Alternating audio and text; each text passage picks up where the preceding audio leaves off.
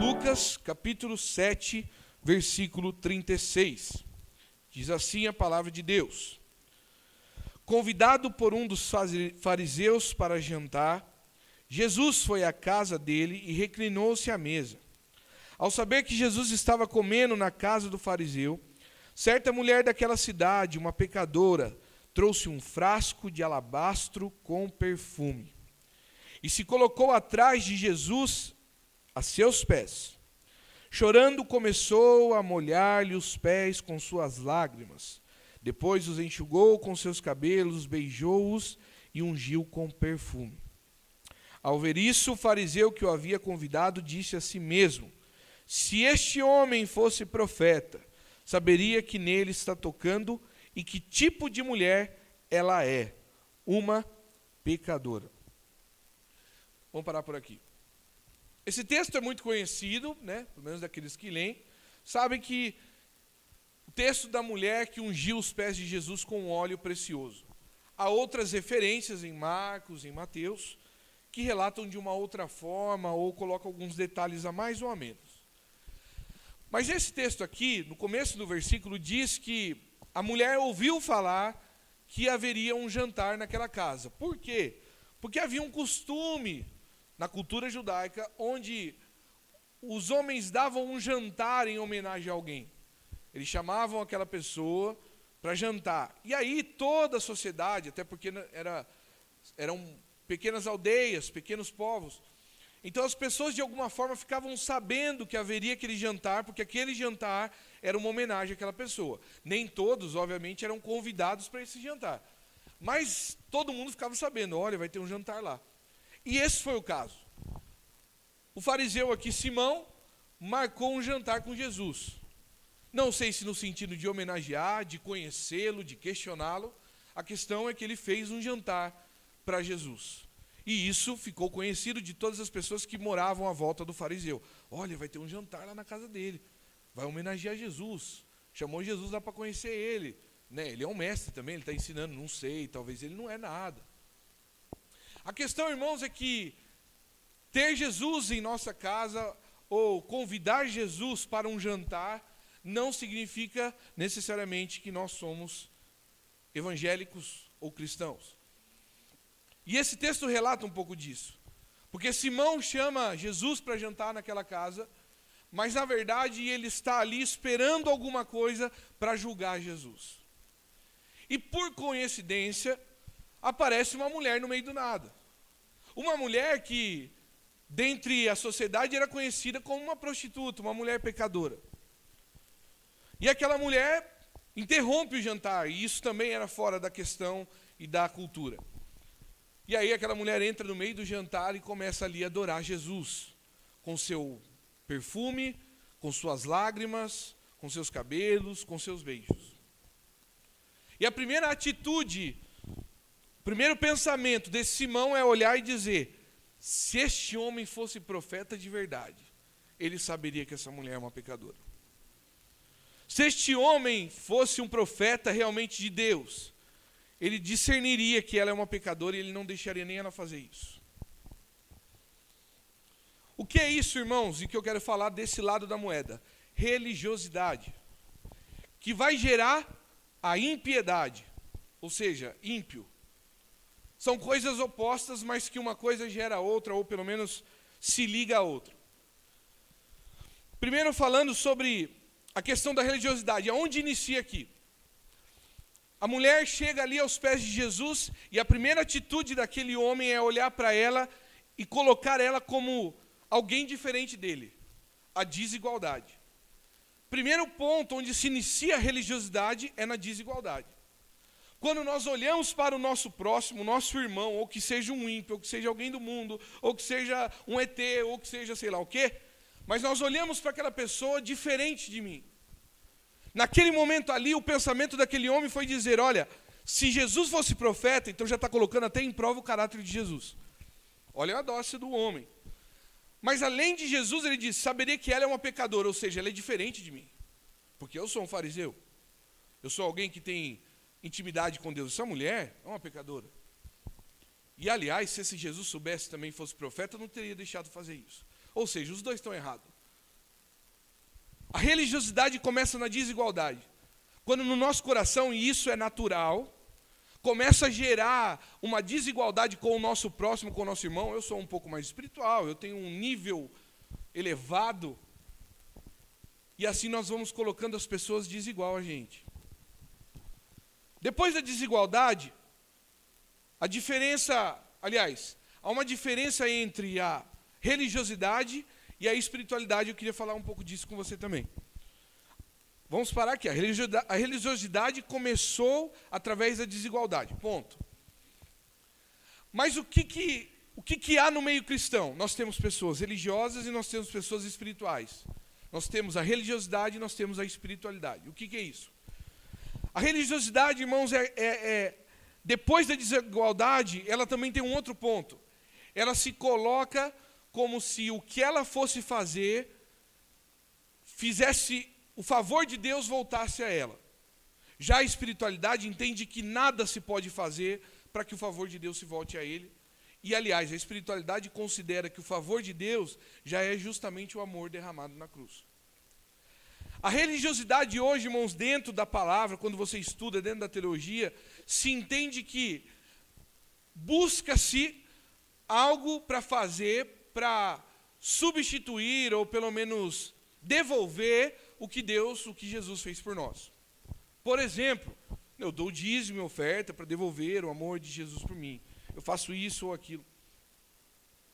Então a religiosidade começou na desigualdade, quando começa a olhar o seu próximo como alguém diferente de você, você se coloca acima dessa pessoa, isso é religiosidade, e aí de repente, irmãos, nós começamos a querer fazer coisas para substituir o que Deus fez. Nós começamos a querer colocar pontos ou atitudes de adoração como se isso fosse suficiente para devolver a Deus. E isso rola muito em meio ao culto, isso acontece muito sem às vezes nós percebemos. Mas em dizer, olha, adore ao Senhor para que o favor de Deus venha sobre a sua vida. Olha, faça isso, vamos fazer um jejum, você vai deixar de comer um monte de coisa, quase morrer do coração, mas aí você vai fazer isso porque aí vai vir uma proteção e você vai se elevar espiritualmente. E nós começamos a colocar regras ou construir uma nova Bíblia, um novo livro. Há comunidades que começam a colocar até um livro. Eu lembro numa igreja onde eu frequentava bem antes, onde se levantou um livro de regras. Eu estava conversando hoje com o pastor Fernando, que ele era de lá também. E foi engraçado que ele lembrou do livrinho da igreja. E um livrinho onde se colocou regras do que a igreja cria, mas colocando que a pessoa tinha que fazer aquele ponto, ou tinha que cumprir aquilo que estava no livro. E aí o Fernando até me disse ontem, cara, a gente, naquela época, substituiu o livro, chegou a substituir o livro pela Bíblia. Você tem que seguir o livro. Se você não fizer, você está fora do caminho de Deus. E é assim que nós vamos construindo. Isso é religiosidade. Se vai colocando pontos e vai se colocando coisas em nossas vidas para tampar aquilo que Deus fez. Já a espiritualidade, irmãos, entende que nunca e nada poderá ser feito para substituir ou para devolver o que Jesus fez por nós. Porque o amor de Jesus é incondicional. Ele morreu na cruz, ele entregou sua vida. Isso é evangelho. Por que eu estou falando da religiosidade? Porque dentro da religiosidade há um outro ponto. E eu vou falar um pouquinho mais para frente, mas só para deixar aqui você entender um pouco mais. Nós vemos hoje, numa igreja, situações, sentimentos, posições de pessoas, que você compara às vezes um irmão, e isso não é trazendo a desigualdade, mas você olha a vida de um irmão que está ali servindo, e talvez ele tenha problemas piores do que aquele, mas ele consegue ser feliz, ele consegue andar, e de repente você olha um outro que sempre está triste, sempre está cabisbaixo, e de repente a vida dele é até boa, mas qualquer coisinha é um problema para ele. Isso é a diferença de espiritualidade e religiosidade. Nós vivemos num mundo cheio de problemas e dificuldades, e todos nós iremos enfrentá-las todos os dias de nossas vidas. Todos nós teremos um dia um problema com saúde, todos nós teremos um dia um problema com a morte na família, todos nós teremos um dia um problema de emprego, talvez passaremos por um problema financeiro. Todos nós estamos sujeitos a um dia faltar um carro, faltar alguma coisa. Todos nós, de alguma forma, estamos sujeitos a passar as aflições dessa vida.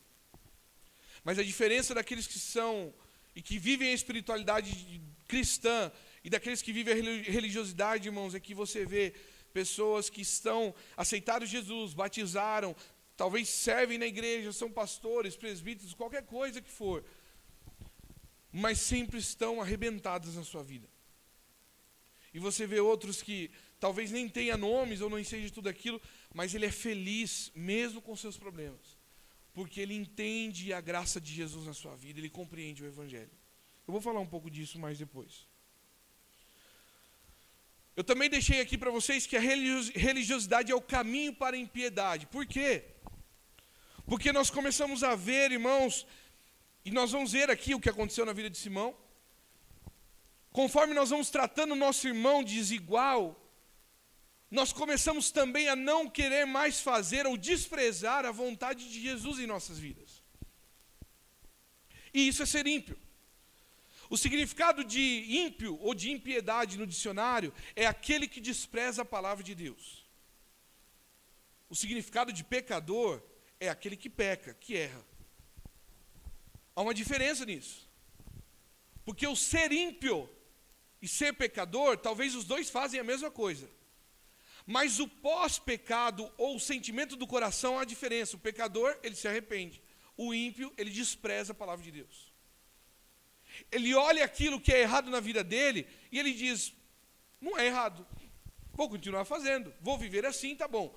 O pecador, ele peca, mas ele tenta se arrepender o máximo possível de vezes e o mais rápido possível, e ele tenta não fazer aquilo de novo, porque ele entende que é um pecado, é uma fraqueza, mas ele não quer fazer, porque ele tem a palavra de Deus sobre a vida dele.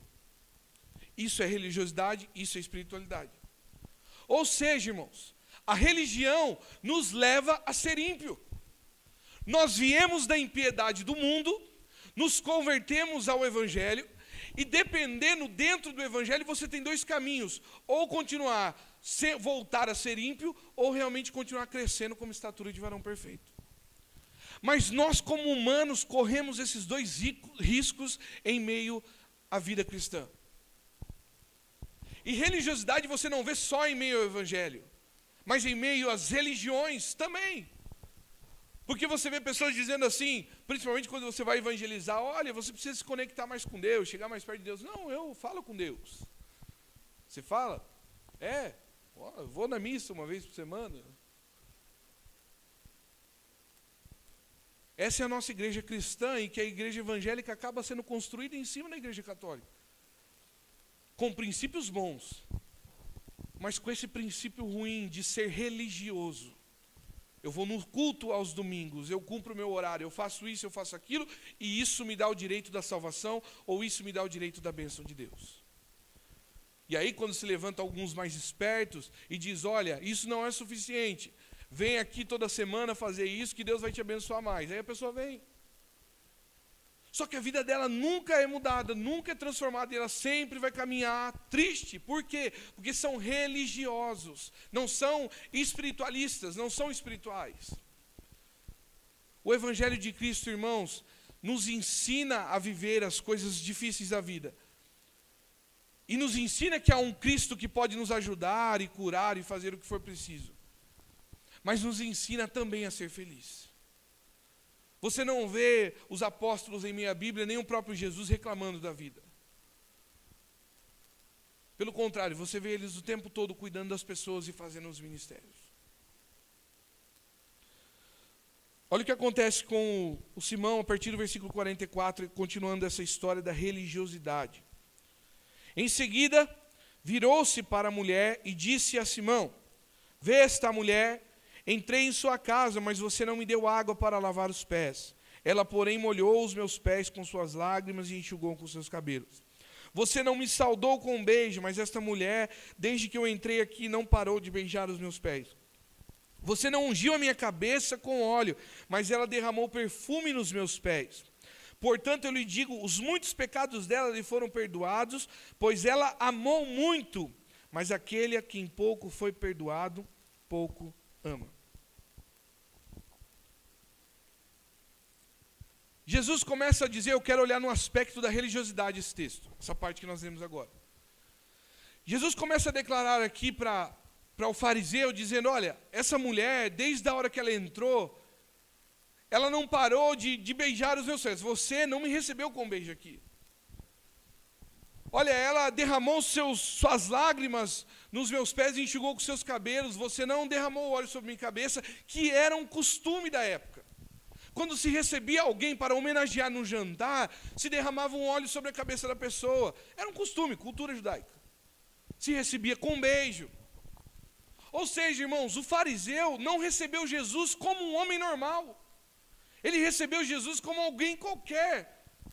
Nós estamos falando que ele recebeu Jesus pior que um homem normal que ele receberia na sua casa.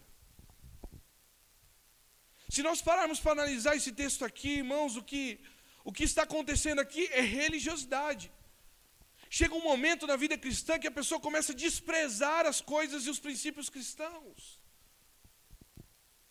Chega um momento na vida cristã da religiosidade que o homem começa a desprezar Jesus, e foi isso que esse homem fez. Ele chama Jesus na sua casa para homenagear com um jantar, mas quando chega lá, naquele momento onde ele tem que receber pelo menos do jeito correto, ou do jeito que a cultura dele diz, ele recebe ainda pior. Ah, senta aí, entra aí, fica à vontade. Ou seja, receber Jesus não significa que realmente nós aceitamos as suas palavras. Isso é uma verdade hoje, irmãos, porque se nós pudéssemos fazer uma pesquisa de quantas pessoas já foram nas igrejas ou em igrejas e levantaram a mão e aceitaram Jesus, talvez a gente vai se surpreender, porque pode ser mais da metade da cidade. Mas quantos desses estão hoje numa igreja, ou estão em comunhão com Deus, estão prosseguindo a vida cristã? Aí é só você olhar as igrejas hoje de Jaguariúna e você vai ver. Então, alguma coisa errada aí. Nós estamos vivendo a religiosidade dentro da própria igreja. Nós estamos sendo religiosos, e o cristianismo nos abre esse leque também, porque na verdade isso é de nós, é do homem. E o que acontece quando nós desprezamos Jesus, quando o homem despreza suas palavras, quando o homem olha para Jesus como algo qualquer? Um dia ele disse, entra aqui na minha casa, Senhor, entra aqui na minha casa. E Jesus entrou, mas na verdade ele entrou e você disse, fica à vontade aí, porque eu não vou te honrar nem como uma pessoa normal. Nós honramos mais as pessoas à nossa volta. Se olharmos essa comparação aqui, o que a palavra está dizendo é que nossa casa é nós, nosso templo, nosso corpo. E nós dizemos, Jesus entra e toma conta, vem jantar comigo, vem fazer parte da minha vida, mas quando ele entra a gente diz, senta aí, fica aí, que na verdade tem pessoas mais importantes do que você que eu vou tratar do jeito diferente. E quando nós olhamos a vida de um outro, como no caso dessa mulher, nós dizemos, esse daí é pecador. Se Jesus fosse Deus mesmo, nem fazia isso na vida dele. Às vezes os irmãos que chegam e de repente Deus faz alguma coisa na vida da pessoa mais rápido que na sua, aí, nossa, eu estou aqui há tanto tempo, Deus não fez nada em mim. A gente se entristece por ver Deus abençoando a vida do outro irmão. Isso é o quê? Religiosidade. Gálatas capítulo 5, abra lá comigo. Gálatas capítulo 5, versículo 19.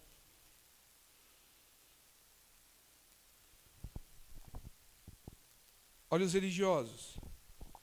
Gálatas 5,19. Ora, as obras da carne são manifestas: imoralidade sexual, impureza e libertinagem, idolatria e feitiçaria, ódio, discórdia, ciúmes, ira, egoísmo, dissensões, facções, inveja, embriaguez, orgias e coisas semelhantes. Eu os advirto, como antes já os adverti, aqueles que praticam essas coisas não herdarão o reino dos céus. Reino de Deus. Esse texto, irmãos, nada mais declara do que uma verdade sobre os religiosos. E aí eu volto naquele assunto que eu deixei pendente lá no começo. Hoje eu entendo um pouco mais porque nós vemos pessoas dentro da igreja com crises. Crises de imoralidade sexual, crises de impureza, de libertinagem, crises de idolatria, crises de feitiçaria, de ódio, de discórdia. Crise de facções, crise de inveja, de embriaguez, orgias e coisas semelhantes.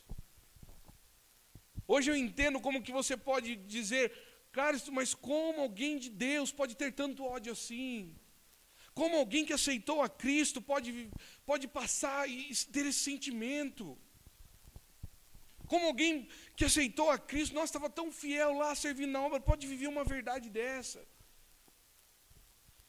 Nós não entendemos e às vezes colocamos em prova a Deus, mas a verdade, irmãos, que nós estamos falando de pessoas religiosas, elas aceitaram Jesus, mas na verdade não cumprem as suas palavras, então elas não aceitaram Jesus. E com o tempo, você vê às vezes crente de 10, 15, 20 anos se desviando. E se joga a responsabilidade sobre a igreja, sobre os defeitos das pessoas, mas a verdade, irmãos, que nós acreditamos numa graça que é irresistível. Então se a pessoa aceitou Cristo como Senhor, ela não pode se desviar, porque senão ela não aceitou Cristo como Senhor. E ela precisa da salvação de verdade. É claro que você não vai chegar para todo mundo que se desviou, que você conhece, e falar assim, você não aceitou Jesus, seu safado, aceita que senão você vai para o inferno, não é isso. Porque há um cuidado, há todo um sentimento que gera no coração, mas a verdade, irmãos, que estudando um pouco o calvinismo, que é um dos estudiosos da palavra, diz que a graça de Deus é irresistível. Então nós não se pode entender como uma pessoa que recebeu essa graça se afasta dela. Se você entende ela, você não quer se afastar dela. E isso é uma verdade que eu creio, que quando você lê a palavra, você entende isso. Se uma pessoa se afasta, irmão, é porque na verdade ela está vivendo essas obras ainda, essas crises. Ela não se converteu ainda de verdade, ela até diz que aceitou Jesus, mas em meio ao apelo, aquela emoção toda, um monte de gente aceita, aí já vai para o batismo, batiza também, mas dentro do seu coração ela não deu o lugar, a prioridade para Jesus. Ela não compreendeu ainda o Evangelho. Você pode dizer assim, cara, então todos nós não aceitamos, porque se olhar esses textos que você está lendo, esses sentimentos, todos nós de alguma forma sentimos. Aí eu volto a dizer para você, há uma diferença entre o pecador e o ímpio. Há uma diferença entre o espiritualista, o espiritual e o religioso. Porque religião e impiedade são pessoas que pecam e não se colocam como pecadores perante a presença de Deus. A verdade, irmãos, que esse Simão desse texto, ele olha para aquela mulher e ele se coloca desigual, mas na verdade ele é igualzinho àquela mulher. E Jesus diz lá no final do texto, para ele assim, olha, ela foi perdoada, ela foi muito perdoada porque ela muito amou. Talvez você possa pensar assim, aí ele diz assim, aquele que pouco foi perdoado é porque pouco ama. Você pode pensar, não, então na verdade ele não precisava tanto do perdão, pelo contrário, ele precisava de perdão como ela. A diferença é que ela se colocou humilde e disse, Senhor, eu preciso de perdão. Ela amou muito, ela foi perdoada muito. Ele se colocou na presença de Jesus e nem recebeu ele direito dentro da sua casa. Ou seja, ele não se colocou pedindo perdão dos seus pecados. Todos nós somos falhos, todos nós somos pecadores. E vamos morrer com esses pecados, irmãos. Mas aquele que compreende o Evangelho, ele vai atrás de Jesus. E diz, Jesus, eu preciso de você. Jesus, eu preciso do seu perdão, eu preciso que você me ajude. Você entende isso que eu estou falando? Sobre essa diferença? Isso é religiosidade. Jesus relata sobre esse pecador, essa espiritualidade cristã, no versículo 40, lá de Lucas, capítulo 7. Volta lá, em Lucas 7, versículo 40. Logo da onde a gente parou. Então lhe disse Jesus, Simão, eu tenho algo a lhe dizer. Dize, mestre, disse ele. 2 homens deviam um certo credor. Um lhe devia 500 denários e o outro 50. Nenhum dos dois tinha com que lhe pagar, por isso perdoou a dívida a ambos. Qual deles o amará mais? Simão respondeu, suponho que aquele quem foi perdoado a dívida maior. Olha aqui para mim. Jesus então vê esse Simão religioso, vê que ele não recebeu ele direito na sua casa, vê que ele se julgou desigual, olhou aquela mulher como alguém inferior a ele. Todo o espírito de religiosidade estava naquele homem. Na verdade, ele aceitou aquele homem na sua casa, ele aceitou Jesus na sua casa, mas ele não queria Jesus ali. Levou por um mérito, levou porque era moda, porque estava conhecido. E aí, irmãos, Jesus sente esse julgamento na vida daquele homem, e ele diz, eu vou contar uma história para você. Um devia 50, outro devia 500 para uma pessoa aí. E aí, esse credor, os dois não tinham como pagar. O credor perdoou as 2 dívidas. Qual deles o amará mais? Ele está perguntando, qual desses 2 que estava devendo vai amar mais essa pessoa? Olha a pergunta, ele não está perguntando qual deles o credor ama mais. Porque o credor, que no caso é Deus, ama os dois da mesma forma. Mas ele está perguntando qual desses dois que está devendo, se você atentar bem, e eu procurei várias versões para entender isso, o versículo 42, parte B, qual deles o amará mais? E amará tem um acento, então qual deles o amará mais? Esse o significa Jesus, Deus, o credor. E aí o Simão responde com toda certeza, olha, o que estava devendo mais. O que estava devendo mais vai amar mais. Uma coisa meio lógica. Jesus disse, você respondeu bem. 2 pontos aqui importantes nessa parte B desse versículo. Primeiro, antes que eles amassem, a dívida foi perdoada. Antes que os dois pudessem amar alguém, a dívida dos dois foi perdoada. Isso, irmãos, revela o Evangelho em nossas vidas. Porque antes que nós pudéssemos amar a Deus, a nossa dívida foi perdoada. Então, não há o que fazer. Entende a espiritualidade diferente da religiosidade? O ponto é que, antes que nós pudéssemos dizer, eu amo a Deus, porque hoje eu entendo. Não, mesmo que você não entendesse o Evangelho, Ele perdoou a sua vida. Mesmo que você não compreendesse o Evangelho, mesmo que a pessoa que não conhece essa graça, que não compreende esse Jesus, ainda assim, Deus a perdoou da mesma forma. Ele morreu na cruz também por ela. Agora, o ponto 2 dessa parte é que a pessoa que amou mais é porque teve mais gratidão, porque ela foi mais perdoada. Ou seja, aquele que ama mais é porque compreende mais o que Jesus fez, ele compreende o Evangelho. E esse é o ponto importante, o que diferencia do ímpio e do pecador, da religiosidade e da espiritualidade. O que prova, irmãos, que nós não estamos caminhando por uma religiosidade, o que prova que nós não estamos desprezando Jesus dentro, às vezes, da nossa casa, onde nós o chamamos, é o quanto nós demonstramos o nosso amor por Ele. Talvez o religioso, para ele, chamar Jesus para jantar em casa era o suficiente. Mas para aquela mulher, se humilhar, chorar na frente de todo mundo, fazer mais do que deveria fazer mais do que um anfitrião de uma casa fez.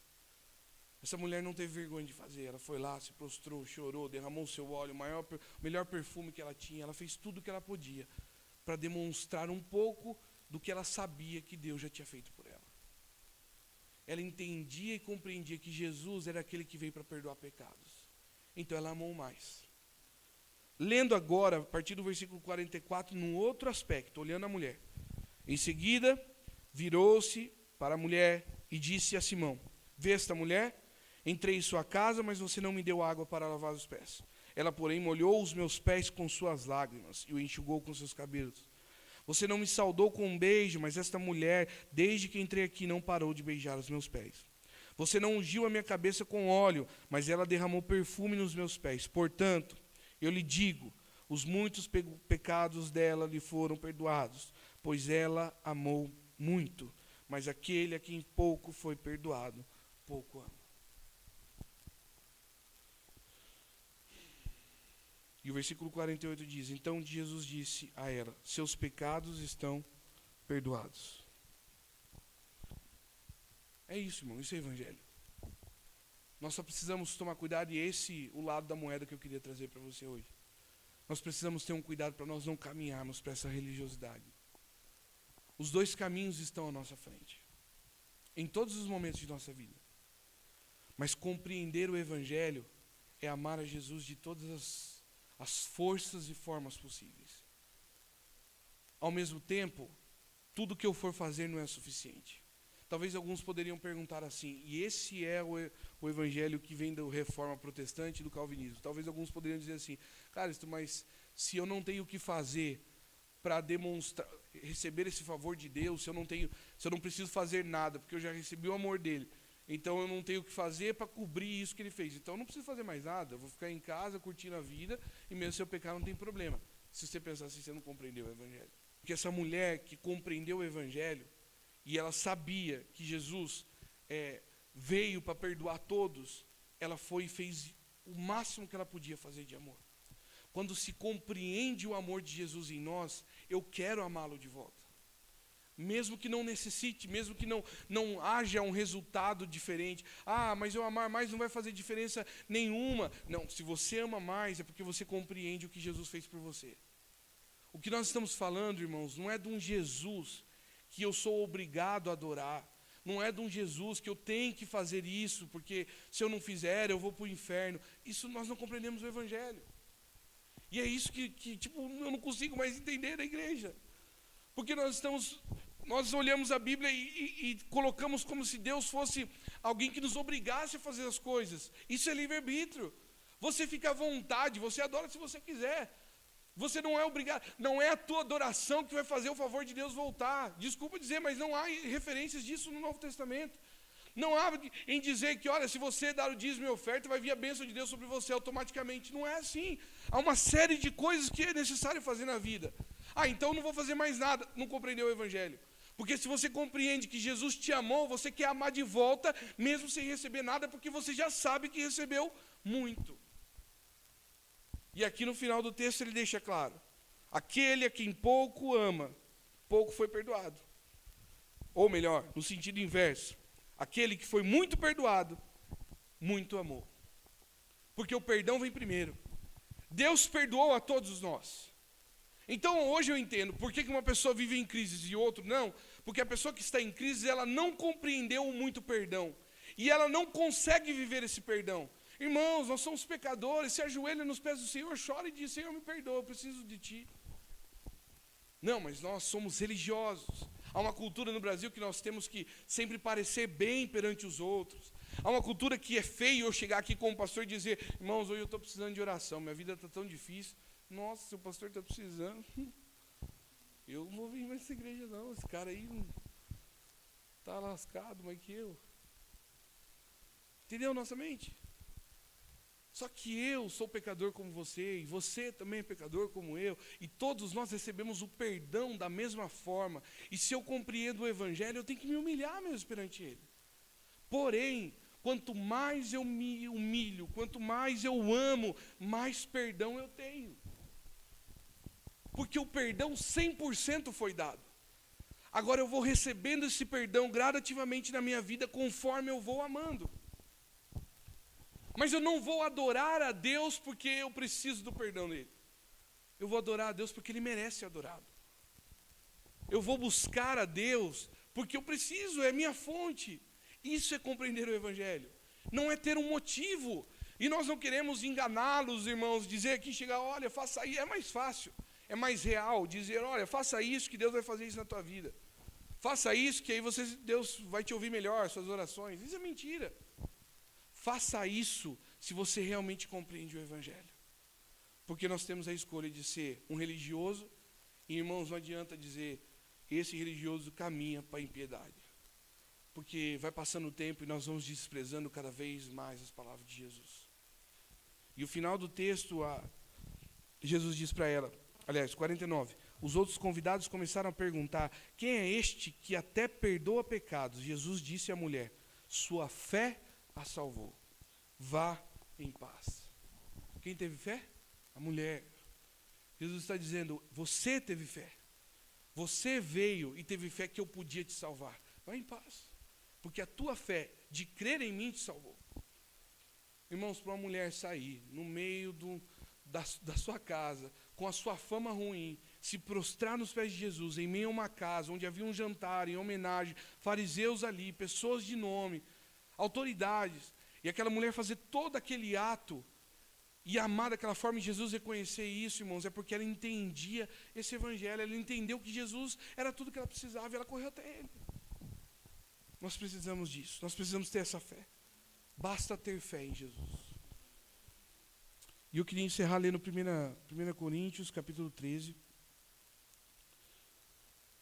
versículo 1, que responde um pouco mais sobre essa religiosidade e espiritualidade. 1 Coríntios 13, versículo 1. Ainda que eu falasse a língua dos homens e dos anjos, se eu não tiver amor, serei como o sino que ressoa ou como o prato que retine. Ainda que eu tenha o dom de profecia e saiba todos os mistérios e todo o conhecimento, se eu não tiver amor, Se eu tenho a fé capaz de mover montanhas, se eu não tiver amor, nada serei. Ainda que eu dê aos pobres tudo que possuo e entregue o meu corpo para ser queimado, se não tiver amor, nada disso me valerá. Ou seja, esse texto de Coríntios deixa muito claro. Nós podemos ter fé, nós podemos mover as montanhas, nós podemos entender os mistérios e o conhecimento. O que são isso? Religiosos. Nós podemos falar em línguas, nós podemos viver num culto, nós podemos ser batizados, nós podemos estar numa igreja servindo, fazendo um ministério. E é isso hoje que eu compreendo um pouco quando eu vejo uma pessoa se desviando dos caminhos do Senhor depois de toda essa caminhada. É porque desde o início, irmãos, a pessoa não entendeu o Evangelho. Porque sem amor, nada disso valeria. Que amor que está falando aqui agora, dentro dessa palavra, o amor meu para com Deus. Se eu não tiver amor por Ele, de nada disso vale. Se eu não tiver amor pelas pessoas, de nada disso vale. Então não adianta nós estarmos aqui, eu sou pastor, estou pregando para você, que bacana, que legal. Se eu não tiver amor, isso não vale de nada. É como a sogra, bate o sino lá, pim, vazio. Se não tiver amor, de nada vale. O que aquela mulher teve diferente de Simão? Amor. Simão recebeu o Jesus em sua casa, mas ele não amava Jesus. A mulher entrou e invadiu aquela casa, porque ela amava Jesus. A quem muito foi perdoado, muito ama. A quem pouco foi perdoado, porque pouco ama. Mas o perdão já está aí, imensurável, incondicional, que é a graça de Jesus que foi entregue na cruz. Então, quem recebe muito perdão não é mérito de Jesus, porque o mérito é para todos. Quem recebe perdão é porque pouco perdão ou muito perdão é porque depende do tanto que se reconhece como pecador e o tanto que se reconhece como alguém que precisa de Jesus. Amém?